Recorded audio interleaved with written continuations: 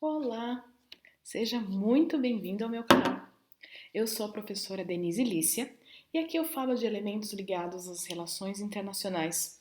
Um pouco de teoria, um pouco de história de RI, um pouco voltado a quem está estudando relações internacionais, um pouco quem quer conhecer relações internacionais e um pouco para quem está estudando para o concurso do CSD. Neste vídeo eu quero conversar com você sobre os debates das relações internacionais. Mas antes disso, não se esqueça de se inscrever neste canal, de acionar o sininho, assim o YouTube te avisa sempre que tiver vídeo novo. E deixe também o seu joinha.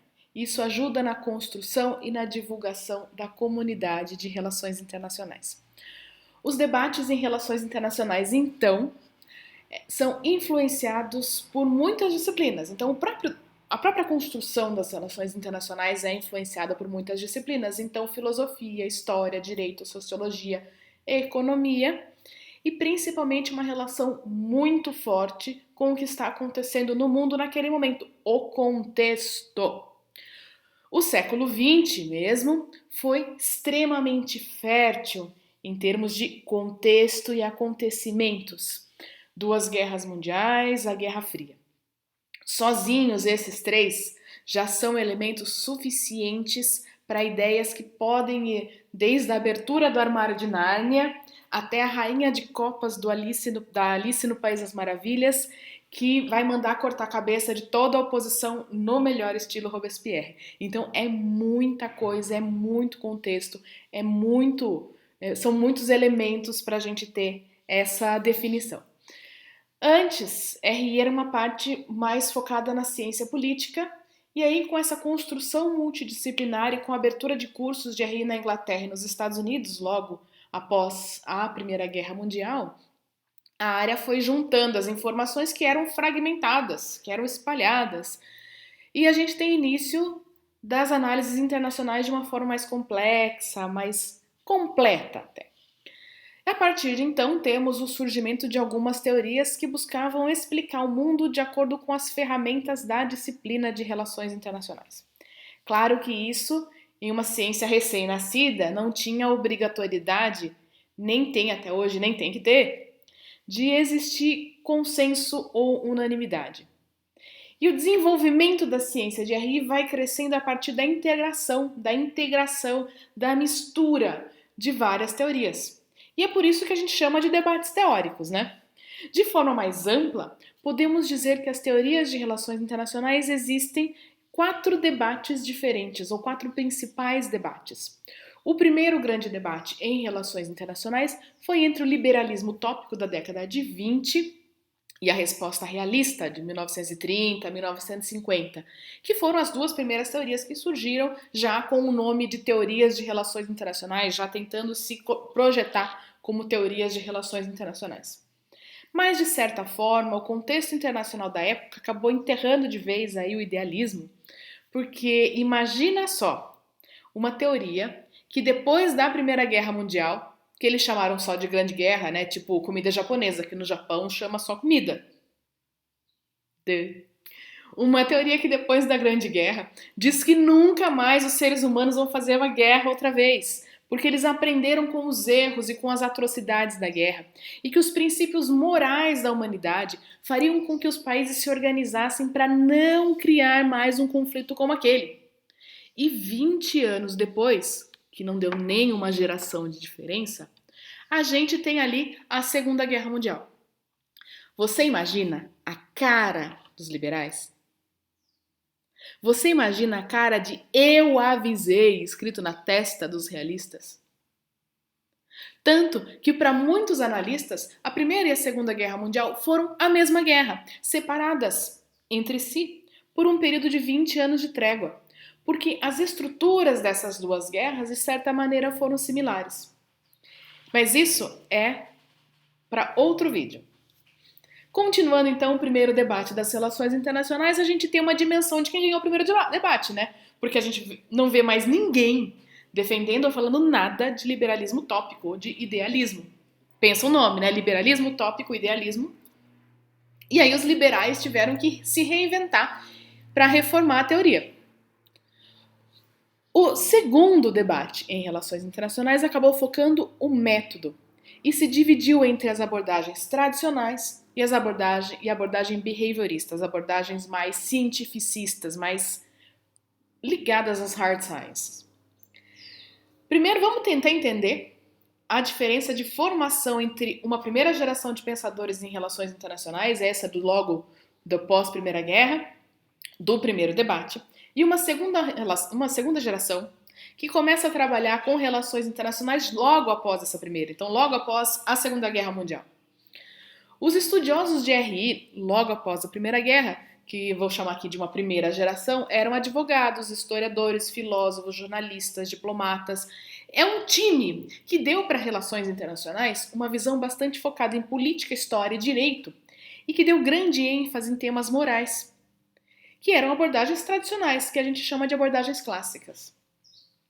Muitos deles partiam do princípio de que era necessário implementar nas relações internacionais exatamente um debate como o primeiro debate, que envolvia questões de natureza humana, o imperativo categórico kantiano, a percepção de que o Estado age numa busca por poder da mesma maneira que os seres humanos agem. Dá até para arrumar uma brincadeira aí que a gente, século XX, mundo racional, dá para os Estados o mesmo tratamento que os gregos antigos davam para os deuses do Olimpo, né, com reações e sentimentos bem humanizados. Mas voltando aqui então, as abordagens tradicionais buscam entender um complicado mundo social com questões humanas e valores fundamentais como ordem, liberdade e justiça. Você consegue imaginar como fazer funcionar um sistema internacional que busca a implementação de valores fundamentais como a ideia de liberdade de forma geral? O conceito de liberdade, será que é igual para todo mundo? O contexto em que a liberdade seria apresentada, será que é igual para todo mundo? Será que tem algum lugar do mundo em que a ideia de liberdade seja diferente da nossa? Ou a ideia de justiça? Ou de classes sociais? Vocês viram como é difícil impor valores? Como é complicado você impor valores que são nossos para um outro país?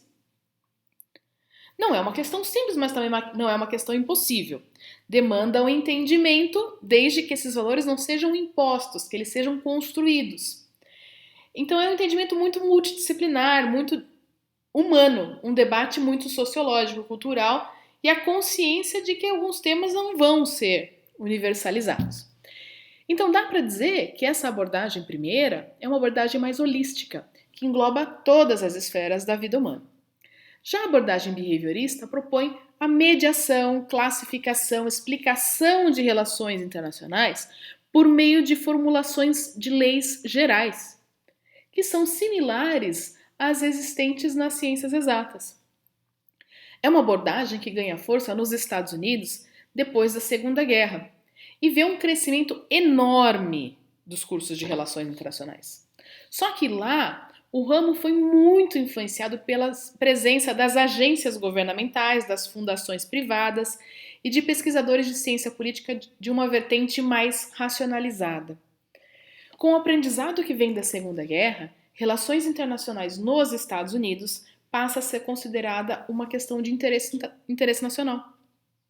Especialmente porque os Estados Unidos passam a ser uma das duas superpotências do sistema internacional depois da Segunda Guerra, o que obviamente faz crescer o interesse do país pelo estudo das relações internacionais e também das empresas que começam a ver potencial estratégico nos estudos internacionais. Só que, ao ligar relações internacionais mais fortemente com estratégia governamental e com estratégia empresarial, a questão dos debates mais filosóficos e de questões mais transcendentais, mais geralzonas, acaba sendo deixada para trás. Porque nas empresas, que é uma questão de money, money, money, quantificar os elementos para poder contabilizar é algo que já é praticamente naturalizado nesse meio. E para os governos é uma questão de prestação de contas mais rápida, de maior agilidade nas aprovações de autorizações de ação, por exemplo. Mais agilidade numa ação do governo é um ponto fundamental quando a gente pensa em relações internacionais dentro de uma guerra, especialmente se tratando de Estados Unidos, na Guerra Fria. Até porque a União Soviética não precisava desses fast tracks assim tão autorizados, né? Um país ditatorial acaba tendo um pouquinho mais de liberdade e de disponibilidade para fazer isso. Para os Estados Unidos, então, isso leva à criação de um setor dentro das relações internacionais que foca numa metodologia mais científica, numa metodologia mais rigorosa, meio que como uma forma de justificar chamar relações internacionais de ciência, incluindo aí amplas doses de estatística e de economia nas suas análises. E aí que vem aquela brincadeira, né? Você achava que a RI não tinha matemática? Pois tem, e muita. Não deixa de ser RI, como também não deixou de ser nem realismo nem liberalismo. Mas as teorias tiveram abordagens diferentes. Clássicas, filosóficas, diplomáticas e behavioristas métricas, com validação de hipóteses de forma mais determinada, com medições, classificações, demonstrações empíricas. Até dá para dizer que essas duas abordagens se complementam nesse debate. A clássica que se atenta mais a valores e a behaviorista que se atenta mais aos fatos. E esse debate acaba sendo um grande espaço na década de 60, mas junta com o debate dos neos, né? Neoliberalismo e neorrealismo. E aí a gente tem meio que um engavetamento aí de debates, mas o pós-Segunda Guerra, com o fortalecimento dos Estados Unidos como potência, meio que incentiva o mundo a adotar uma visão mais patrocinada pelos Estados Unidos, pelo menos o lado americano do mundo, mas também traz uma percepção das vantagens desse método. Só que, por outro lado, faz com que a versão mais tradicionalista das relações internacionais também faça sentido, também ganhe essa percepção de que faz sentido. Então acaba sendo um debate que não teve um vencedor. Diferentemente do primeiro debate entre liberais utópicos e realistas, o debate entre tradicionalistas e behavioristas seguiu e se estende até hoje. Ainda mais porque ele acabou se misturando ao terceiro debate. Terceiro debate, porque quando a gente olha para ele passando o fim do primeiro debate, a gente tem os liberais reorganizando a teoria para responder às críticas dos realistas, além de incorporar as questões do debate entre as abordagens tradicionalistas e behavioristas. Pelo seu lado, a gente tem os realistas também se organizando para incorporar os elementos do segundo debate, se antecipando às críticas que poderiam vir da teoria. Então você tem duas teorias se reformulando, por motivos diferentes, mais ou menos, mas se reformulando. Hoje, os dois métodos são utilizados nas análises de relações internacionais. A gente vai ver neoliberalismo e neorrealismo debatendo questões econômicas no terceiro debate, por exemplo, que é uma visão de que a Guerra Fria não é a única questão que envolvia ou que envolve o mundo. Que segurança internacional não acontece apenas quando a gente constrói ou controla uma ou mais bombas atômicas. Que o mundo não parou porque Ocidente e Oriente estavam em conflito, mas que focar só nisso ia deixando questões econômicas para um segundo plano, especialmente quando a gente fala de terceiro mundo. E os países de terceiro mundo, tipo nós, na época, ou vamos continuando, não sei, a maioria deles recém-descolonizados, que não é nosso caso, eram fracos no sistema internacional. E focar só na questão de segurança acabava deixando um número muito grande de países escanteados, países deixados de lado. Então, o terceiro grande debate de RI é caracterizado pelo ataque neomarxista às posições de neorrealismo e neoliberalismo. Uma tentativa de debater sobre subdesenvolvimento econômico nos países de terceiro mundo e se há consequências, quais, como evitar, uma coisa mais completa. Nesse debate, a gente vê crescer o campo da economia política internacional, introduzindo questões econômicas e também específicas de países do terceiro mundo no debate internacional. São temas como o sistema mundial capitalista, dependência, subdesenvolvimento, que permanecem até hoje. E por último, o quarto debate é caracterizado pelo ataque das abordagens identificadas como pós-positivistas ou abordagens alternativas às tradições consagradas, que seriam realismo ou neorrealismo, neoliberalismo e todo o campo da economia política internacional. São abordagens que nunca foram as únicas, porque as abordagens tradicionais sempre existiram, as abordagens alternativas, sempre existiram em cima dessas abordagens tradicionais, em cima do neorrealismo, do neoliberalismo e do campo da economia política. Mas no final do século XX, com todo o aumento de visibilidade que grupos militantes têm ganhado, as críticas das abordagens mais tradicionais vão ficando mais conhecidas, principalmente depois do final da Guerra Fria, porque o tema principal deixou de ser Estados Unidos contra a União Soviética para abordar questões como a desintegração dos estados, tanto as ex-colônias, Ásia e África, quanto os países que faziam parte da União Soviética. Temas como terrorismo, democratização, minorias, migrações, refugiados, meio ambiente, refugiados e meio ambientes não, meio ambiente. Temas que já existiam antes do final da Guerra Fria, mas que ficaram deixados de lado frente às ameaças de uma bomba atômica, porque afinal de contas, uma única bomba já basta, né? É um debate que está em pleno andamento e envolve questões metodológicas e questões substanciais.